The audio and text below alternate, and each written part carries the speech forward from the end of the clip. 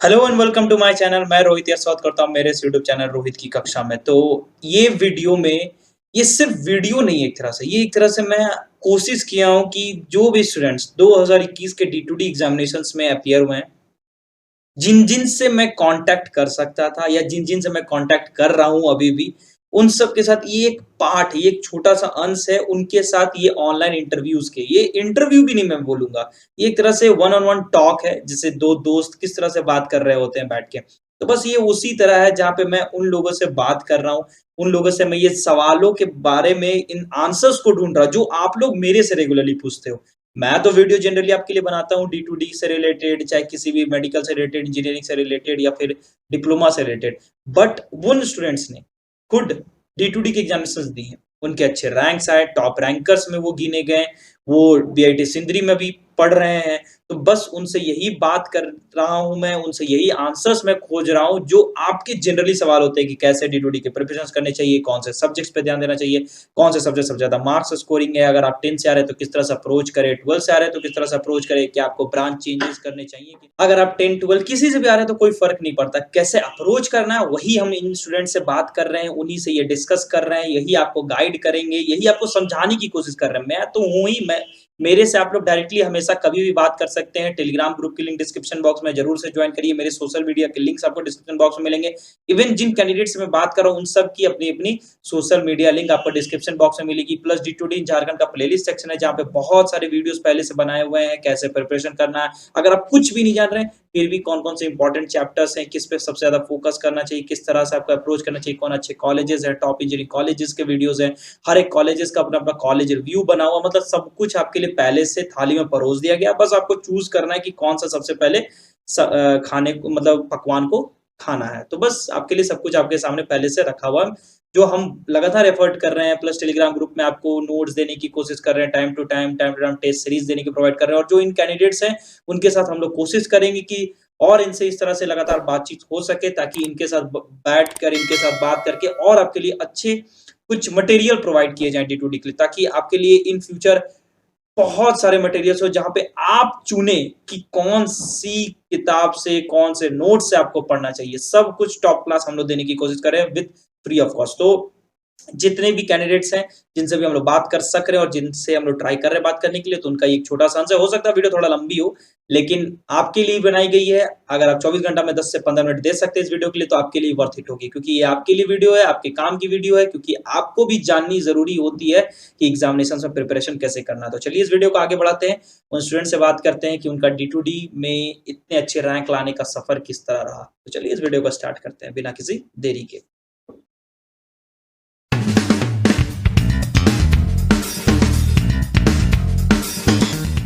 हुँ। या हाय सत्यम। Hello.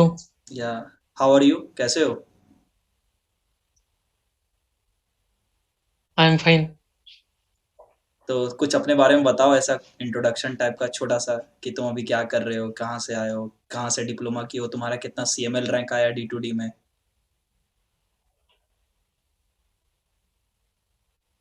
Hmm. Hello, my name is सत्यम दुबे और मैंने डिप्लोमा जीपी निरसा से मैकेनिकल ब्रांच में किया है और फिर D2D में मेरा रैंक 19 था। अभी पीआईटी सिंदरी में कंप्यूटर साइंस ब्रांच में एडमिशन लिया हूँ। तो मतलब तुमने जीपी निरसा में तुम्हारा ब्रांच क्या था? मैकेनिकल। तो तुमने मतलब मैकेनिकल टू सीएसई की ओर स्विच किया है, तो कुछ एक रीज़न ऐसा कि तुमको क्यों ऐसा लगा कि मैकेनिकल टू सीएसई तुम्हें जाना चाहिए? तो सबसे पहला रीज़न है कि सीएसई में मेरा थोड़ा ज़्यादा इंटरेस्ट था कंप्यूटर सब्जेक्ट में, और सेकंड रीज़न है कि 3 साल मैकेनिकल पढ़ने के बाद हमको मन नहीं किया फिर से मैकेनिकल पढ़ने का, मतलब मैकेनिकल थोड़ा ज़्यादा टफ लगा, हुँ। इसीलिए सीएसई ली। चलो, ठीक है, सबकी अपनी-अपनी इच्छाएँ, जिसको जैसा ब्रांच पसंद, क्योंकि पहले 2020 से पहले तो ये रूल ही नहीं था ना कि आप ब्रांच स्विच करके जा सकते हैं। आप जिस ब्रांच से आ रहे हो उसी ब्रांच में जाएँगे। हाँ। ये तो 2020-21 से ऐसा आ गया है कि आप ईज़िली ब्रांच जिनको जो पसंद है, चाहे आप किसी भी डिसाइपल से आ रहे हो, आप ईज़िली बदल सकते हैं। तो चलिए ठीक है, इसमें ऐसा रहा। तो आप पहले ये बताइए कि आपने जब डिप्लोमा लिया तो आप 10th करके आए थे या 12th करके आए थे डिप्लोमा? ना 10th करके आए थे। तब तो रियली में आपने बहुत हार्ड वर्क किया होगा ना, क्योंकि आपने फर्स्ट अटेम्प्ट में 19 रैंक लाया, प्लस आपने 10th करके आए, जबकि आपको सिलेबस भी अच्छा खासा पता ही है कि 11 12th बेसिक होता है वहाँ पे। मैंने तो मैंने डिप्लोमा के साथ-साथ 12th भी किया था। मतलब एक साथ, मतलब आप रिलेटिवली चला रहे थे पैरेलली ना? हाँ, मतलब 12th हम ओपन बोर्ड से किए थे ओह और अच्छा। Diploma regular. हाँ, हाँ, मैं समझ गया। तो मतलब मतलब जैसे 2018 में 10th पास करने के बाद 2020 में 12th पास और 2021 में डिप्लोमा पास। ये सही किया आपने, बहुत रियली में बहुत सही किया, ताकि ओपन बोर्ड से आपका 12th भी हो जाए और साथ में आपका पढ़ाई भी हो जाएगा, और आपके हाँ, लिए ईज़ी टू क्रैक भी हो जाता कि आपका 11 12th भी मजबूत हो गया। हाँ, हाँ, तो 2020 में सिर्फ 12th पास करने के लिए हम फिजिक्स, केमिस्ट्री, मैथ पढ़े थे, वही मेरा काम आ गया लेटरल एंट्री में। सही बात है। बहुत आप मतलब आपके लिए तो ये मतलब क्या बोलते हैं, ब्लेसिंग्स विद डिसगाइज़ वाला स्थिति जो होता है ना, एक उस तरह का बन गया। जैसे कि सत्यम, तुमने 10th के बाद डिप्लोमा आया, फिर डिप्लोमा रेगुलर करते वक़्त तुमने ओपन बोर्ड से 12th किया। तो ऑब्वियस सी बात है कि तुम्हारा वो 12th का जो पढ़ाई है रियली में हेल्प किया ही होगा D2D का एग्ज़ामिनेशंस में। तो तुम ऐसा कुछ बताना चाहो जैसे कि किस सब्जेक्ट पे सबसे ज़्यादा तुम्हारा फ़ोकस था, या सबसे फ़ेवरेट सब्जेक्ट टाइप D2D में स्कोरिंग सब्जेक्ट किसमें तुम्हारा सबसे ज़्यादा मार्क्स आया? ऐसा कुछ बताना चाहो तो?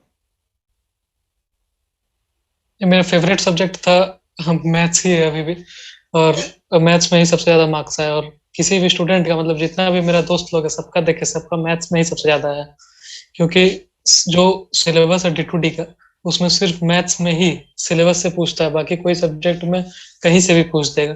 जैसे केमिस्ट्री में हम बहुत पढ़ के गए थे, लेकिन केमिस्ट्री में बहुत ज़्यादा सही नहीं कर पाए, और फिजिक्स में भी कोई बच्चा पढ़ा रहेगा तो वो आधा मार्क्स स्कोर कर पाएगा, 50 में से 25, लेकिन मैथ्स में जो ठीक से पढ़ा रहेगा वो 50 में से 50 आराम से ला सकता है। हाँ, क्योंकि मैंने भी तो सबसे ज्यादा स्कोरिंग हाँ, सब्जेक्ट मैथ्स ही है। क्योंकि वहाँ पे क्या होता है ना कि कुछ-कुछ ऐसे क्वेश्चन्स आ जाते हैं जो डायरेक्ट फ़ॉर्मूला बेस्ड होते हैं। मतलब एक फ़ॉर्मूला पुट करो और आंसर्स तुरंत निकल के आ जाएँगे, जिसमें ज़्यादा मेहनत भी नहीं जो करना फर्स्ट पड़ता है। सेमेस्टर का सिलेबस रहता है वो और D2D का सिलेबस रहता है, वो बहुत हद तक सेम होता है। तो फर्स्ट सेमेस्टर में ही उसको इतना डीप से पढ़ लेना चाहिए कि फिर खाली रिवीजन का जरूरत रह जाए और थोड़ा बहुत प्रैक्टिस की जरूरत रह जाए, फिर D2D का एग्जाम आराम से निकल जाएगा। तो सबसे ज्यादा फोकस करने वाला सब्जेक्ट मैथ्स है। मैथ्स में कोई भी चैप्टर लीव नहीं करना चाहिए, क्योंकि कोई एक न एक चैप्टर हर साल जेसीसी भी ऐसा सेलेक्ट करता है, उसी से 10 क्वेश्चन कम से कम पूछ देता है। तो 50 क्वेश्चन में से मतलब 10 क्वेश्चन, 20% क्वेश्चन उसी से आ जाता है। और जैसे इस बार बाइनोमियल थ्योरम था, और हाँ, बाइनोमियल थ्योरम था, और हाँ, और पिछला साल और शायद प्रोबेबिलिटी से भी ज्यादा क्वेश्चन पूछा था। तो हाँ। बाइनोमियल थ्योरम से 7-8 क्वेश्चन पूछा था, और परम्यूटेशन कॉम्बिनेशन से भी ज्यादा क्वेश्चन था। मतलब 11th का मैथ्स ज्यादा था इस साल, और पिछला साल 12th का मैथ्स ज्यादा था। तो कोई भी टॉपिक सबसे पहले तो लीव नहीं करना, मैथ्स में खास करके। फिजिक्स केमिस्ट्री में तो लीव भी कर सकते हैं, मैथ्स में कोई भी चैप्टर अगर हम लोग लीव किए, वही चैप्टर से 7-8 गो क्वेश्चन आ गया तो बहुत बड़ा लॉस हो जाएगा। जेसीसी भी ये खास तो करके और फिर फिजिक्स में जेसीसी भी खास करके ये पैटर्न हाँ, ज़रूर फ़ॉलो करता है कि कोई एक चैप्टर को पकड़ता है और उससे बहुत सारे क्वेश्चन देता है। जैसे 2019 में हम लोगों ने दिया, उस समय integration, differentiation, area bounded curves, applications और वेक्टर से भर के क्वेश्चन दे दिया गया 2019 में। हाँ, हाँ, इस साल बाइनोमियल वाला था। हम बाइनोमियल अच्छा से पढ़ के गए थे। हाँ, तो इस तो और उसका फिर रिजल्ट भी तो है। बाइनोमियल तुम अच्छे से पढ़ के गए और उसका रिजल्ट तो तुम्हारे आंख के सामने है। तुमने तो 19 रैंक लाया, तो ये तो रिजल्ट ही है, तभी तो वो पता चल रहा है रैंक से। तो तुम्हारे तुम्हारे हिसाब से मतलब एक एवरेज स्टूडेंट जिसके माइंड पे एक परसेप्शन होना चाहिए कि कितना हमको 150 में कितना स्कोर करना है कि मेरे लिए बीआईटी सिंदरी एक सेफ प्लेस बन जाए, ताकि हमको उतना ज्यादा दिमाग खर्चा ना करना पड़े काउंसलिंग में, चॉइस फिलिंग के दौरान। तो तुम्हारे हिसाब से कोई एक सेफ स्कोर?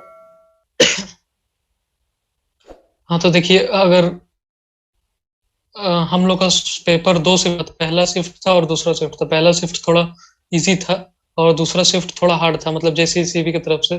तो मेरा दूसरा शिफ्ट में था, तो मेरा आया था 65 मार्क्स के आसपास आया था। तो वही नॉर्मलाइज होकर शायद 68-69 हो गया। और जिसका इजी था, जैसे जिसका इजी में किसी का 70 आया, तो उसका 70 हट के 69 हो गया। मतलब उस शिफ्ट का 70 और मेरा 65 दोनों इक्वल है। तो मतलब अगर इजी पेपर आए तो कम से कम 75 स्कोर करने से आदमी टॉप 10 में आ जाएगा। 75 नहीं तो अगर सेफ मान के चलिए तो 80 स्कोर कर देगा तो टॉप 10 में आराम से आ जाएगा।